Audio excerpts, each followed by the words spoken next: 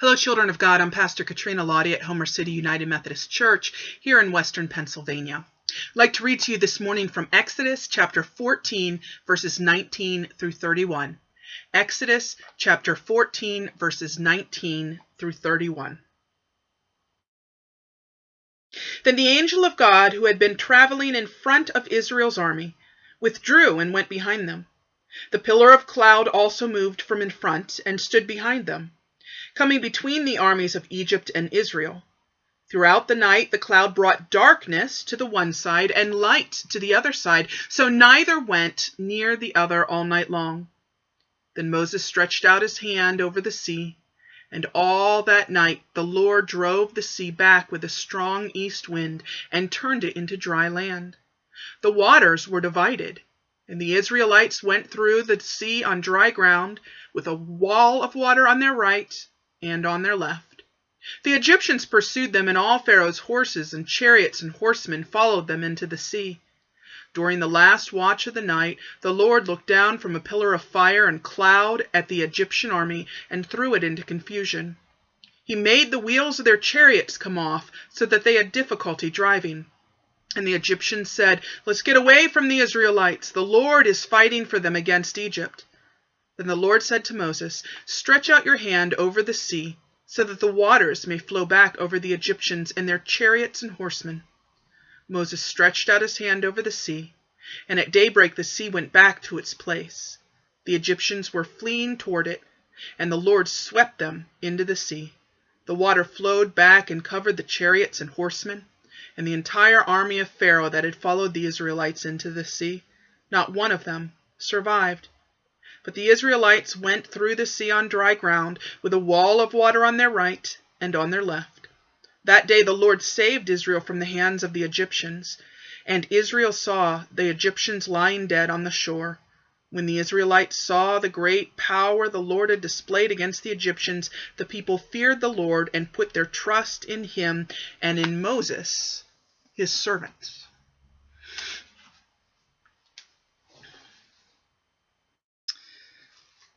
The year, scholars believe, is sometime in the 14th century BC.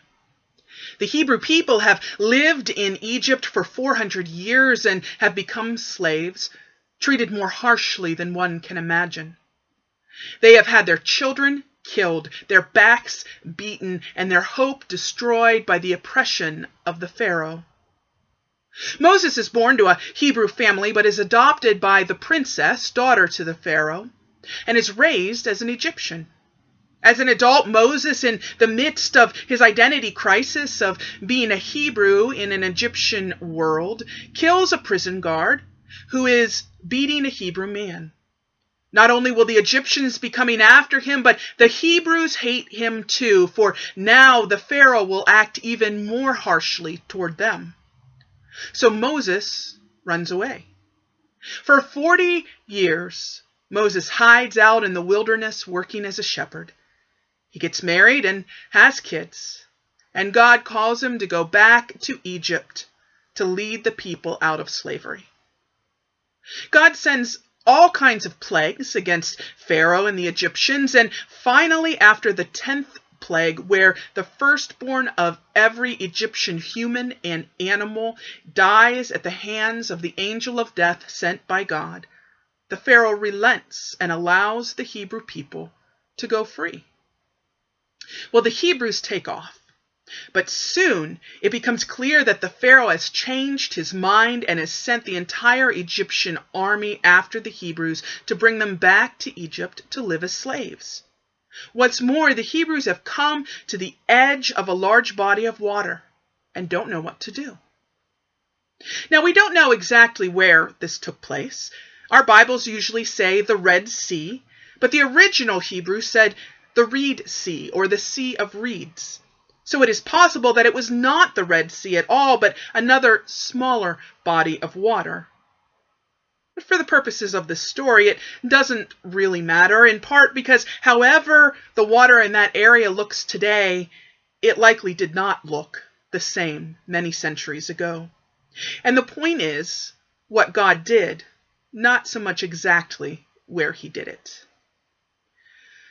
But regardless, the Hebrews are stuck at the edge of a large body of water, unable to go any further. So of course they cry out in fear, chastising Moses for bringing them there.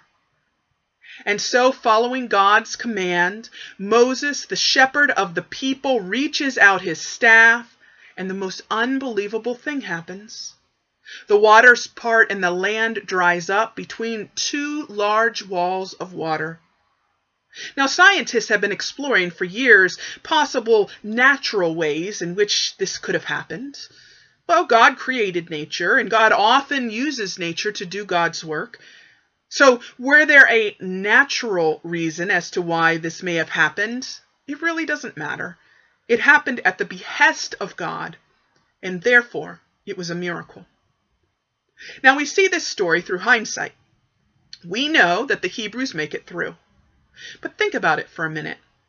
What kind of trepidation would you have felt to step out onto a path with giant walls of water on each side of you? It would be like going into one of those tunnels in a giant aquarium where fish and sharks and all kinds of creatures are swimming on all sides of you. Only in this instance, there would be no glass to hold the waters back. Personally, I don't care how many miracles I had seen. I would be terrified, expecting the waters to fall back and wipe me out. We don't know how long it took the Hebrews to cross to the other side. The Bible doesn't say. The scriptures seem to imply that the trek took place overnight, ending with the approaching dawn. To cross the Red Sea as it is today would have taken about 2 hours for an in-shape person to cross. But this wasn't a small band of in-shape individuals. In fact, this wasn't a small group of people at all. The Bible says that there were about 600,000 men plus women and children. That figures out to be over 2 million people. That's the population size of the city of Chicago. No wonder the Pharaoh didn't want to let the Hebrews go. A population the size of Chicago was doing free work for the Egyptians.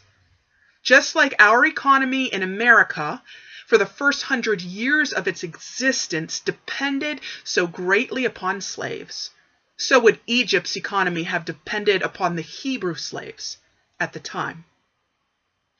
The Hebrews set out, all 2 million of them, old and young, women, men, and children, the able-bodied and those with disabilities, many having to be helped along the way. There were pregnant women and those who were sick, and there were likely thousands of animals carrying the people's entire belongings upon their backs. They were exhausted, having fled from Egypt in such a hurry. They were hungry, and now, in the middle of the night, they had to walk through this parted sea, mostly in the dark. There is no question that God was with them, in the flame and the cloud with the angel, leading them in front and protecting them from behind. But still, they were leaving everything that was familiar with no idea of where they were going or how they were going to get there. The scholars I read estimated that it would have taken 8 hours to cross the sea with all those people. Honestly, it would have taken at least an hour for the people to step off the land into the dry path in the middle of the sea because there were so many of them.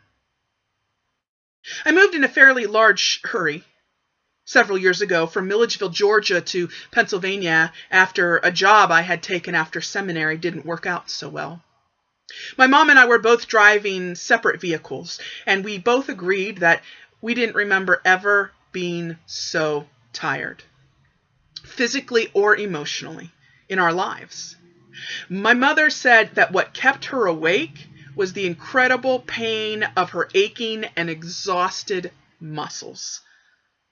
I think this is exactly how the Hebrews felt, not knowing how to take one more step, but pushing one another to do so. So all night, they traveled, using reserves of strength they didn't even know they had because they could not stop, for the enemy was coming. So all night they traveled. Over and over they put foot after foot after foot. And as the people finally made it to the other side of the sea, the waters began to flow back onto the dry path. Perhaps it started with a little trickle, like a hole in a dam, and then another little trickle, and then many trickles, and then boom, as if a dam had broke, the waters came together, throwing the Egyptian soldiers, horses, and chariots into its depth and drowning them. The Hebrews watched as the Egyptian bodies washed up on shore. In many ways, this is a hard story to take. Yes, the Hebrews were saved, but what about the Egyptians? The Bible does not say that the Pharaoh was with the army or that he was killed. No, he sent his army to risk their lives. Fathers, brothers, uncles, sons. And in the blink of an eye, the lives of thousands of Egyptian families were devastated. The great rabbis, whose job it was to study and interpret the scriptures, came up with a midrash, a story, to explain how God felt about that. The story goes that the angels of God began to rejoice over the slaying of the Egyptians, but God looked at them and spoke, saying, "Why do you rejoice? Those who were made by my hand have just been killed." I like this story because I believe that God cries when any one of God's handiwork perishes. The truth is, this is a reminder for us that not only the oppressed suffer the consequences of oppression, we all suffer. The oppressor suffers even if they are not aware of it. Families suffer. Communities suffer. Humankind suffers. When one is oppressed, we are all oppressed, even if we don't see it. The Hebrews began to sing and dance. Miriam played her tambourine and danced about. The people rejoiced they had found the path to freedom. And yet, there is a whole lot that keeps us back from living in freedom. From the time we are little, we begin to experience pain. Our parents, no matter how wonderful, pass on some of their baggage to us. We have trouble finding ourselves. We get our hearts broken. We experience rejection, loss, and disappointment. Life is hard. And of course, if you struggle with mental illness, physical struggles, or substance abuse, we struggle all the harder. I recently heard a preacher tell a group of men in prison that they were in prison long before they ever got to the correctional facility. My experience has been that that is very true. People want desperately to go out from behind the bars, but they continue to be enslaved. We are enslaved, all of us. Enslaved to the power of sin and brokenness in our lives and in this world. We are enslaved to hurts that we cannot let go of, bitterness and unforgiveness that we refuse to let go, negative thinking processes, unhealthy and toxic relationships, a terrible self-image, or any number of sinful and unhealthy habits. We are enslaved. The deeper the pain, the greater the shame, and the bigger the secrets, the harder it is to heal. Millions of people adamantly refuse to go to counseling, denying that anything is wrong with them, or believing that they can do it better on their own. Hundreds of thousands of us come to church on Sunday mornings, wanting encouragement and fellowship, but never really being willing to engage in self-examination. I think there's very few people today, including Christians, who would be willing to step out into that path in the middle of the sea. I think most of us are just perfectly happy living in the land of slavery, because to step out into that water would be terrifying. It would be uncomfortable. What if I truly looked deep within myself and then realized that there are things I just don't like? What if I put up boundaries in that toxic relationship, or cut it off entirely and then am simply left alone? What if I start to deal with some of my issues and then someone sees what's behind my mask? What if the pain of remembering and dealing with what happened to me is just too much? What if I try to change but fail? What if I'm rejected or abandoned? What if I step out onto the path and am swept away by the waters? The path is dark. The path is scary. The path is uncomfortable. The path is long. The path is unknown. How many of us are willing to take that step? One of the things this story highlights is that we are not meant to make the journey to freedom alone. The community of fellowship walking with us is essential to make it to the other side. Friends are essential. Mentors are essential. Encouragers are essential. Those willing to call a spade are essential. Accountability partners are essential. Those that challenge us and help us to grow are essential. Prayers for one another are essential. Me lifting you up when you are weak, and you lifting me up when I am weak, that is essential. The Hebrews could never have made it to the other side of the sea without one another, encouraging each other and leaning on one another. Finding freedom takes community. And lastly, there is a great need for celebration. In 12-step programs, we give out plastic chips at certain markers in the journey. 30 days, 60 days, 90 days, etc. Why? Because each step of the journey is huge, and each step needs to be celebrated. It's easy to look at where we want to be and to be upset because we are not there yet. But how much freer is it to look where you once were and to celebrate how far you've come? That's why we celebrate graduations. That's why we celebrate birthdays, because they symbolize another step in the journey. I'm sure you can relate to me when I say that there are days that are harder than others. Some days just getting out of bed in the morning is a huge accomplishment. Other days getting the bathroom cleaned is a big deal. Sometimes just doing dishes can seem like a humongous task.